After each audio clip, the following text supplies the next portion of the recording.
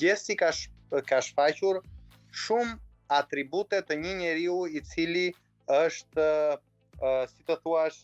adhurues i dhunës psikologjike. Një 24 vjeçar i cili ka bullizuar, ka ngacmuar duke kaluar limite, duke quajtur njerëzit në mënyra të ndryshme, duke i prekur në burrëri, duke i prekur në familje, duke i prekur në fe, duke i prekur te dashura e vet, në këtë rast Jozin që e preku te Loredana, duke ngacmuar shpesh në mënyrë të njëpasnjëshme se si Loredana gjestin e pas ka pëlqy, e ka ngacmu, edhe ka përdor shumë terma të këqija që më besoni,